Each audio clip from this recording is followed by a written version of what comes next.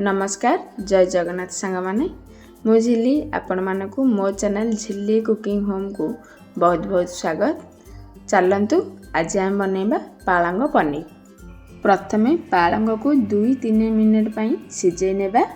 देखंतु पालंग को एतिकी ही सिझेबे, याटू अधिक सिझेबे नाही। एबे पालंग को बाहर करनेबा। बाहर करिकी किछि समय फैन तले रखिकी ठंडा करनेबा। ठंडा हेबा भितरे एबे चलंतु पनीर को काटिकी भाजी नेबा। प्रथमे आमे पनीर को बड़ा बड़ा स्क्वायर टाइप रो काटि नेबा। देखंतु पनीर को एई भली भाबरे बड़ा बड़ा साइज रे काटि नेबे। एबे चलंतु गोटिए करेई नेबा। सेथिरे 2 चम्मच तेल को देबा। तेल गरम होई गले सेथिरे काटिकी रखितिबा पनीर रो खंड को देकी किछि समय भाजी नेबा। जदि आपनकु मो वीडियो देखिया पई भलो लागु थाए ताहाले मो चैनल को लाइक शेयर एंड सब्सक्राइब करिया पई जमा भी भूलिए नाही। देखंतु पनीर को अधिक भाजीबा दरकार नाही। पनीर हल्का गोल्डन कलर हेबा जाय भाजी नेबे, याठू अधिक भाजिए नाही। एबे चलंतु जिबा नेक्स्ट प्रोसेस को। एबे सही करेई रे आउ किछि तेल को देई गरम करनेबा। एबे सेथिरे देबा किछि गोटा मसला को। गोटा मसला रे मु एठी गोटे खंड डालचीनी नेइची, ताहा सहित 2टी अळेच, 3-4टी लवंग, 7-8टी गोलमर्च और 2टी तेजपत्र, ताहा सहित आधा चम्मच जीरा को देई किछि समय एही सब को भलो भाबरे भाजी नेबा। एबे सेथिरे 2टी मीडियम साइज रो पियाज को चॉप करी एथिरे देईकी आउ किछि समय हल्का गोल्डन कलर हेबा जाय भाजी नेबा। देखंतु एबे पियाज अठी भाजी होई गलानी।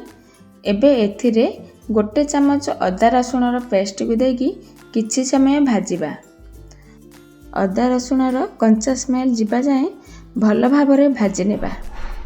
देखंतु अदा रसुण एबे भाजी होई गलानी।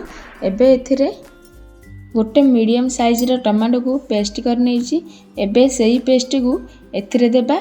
ता सहित आधा चम्मच रेड चिली पाउडर, आउ आधा चम्मच भी कम हल्दी पाउडर, आधा चम्मच धनिया पाउडर, आधा चम्मच जीरा पाउडर, ता सहित आधा चम्मच गरम मसला को देबा और स्वाद अनुसार लूण को देई भलो भाबरे मिसेई नेबा।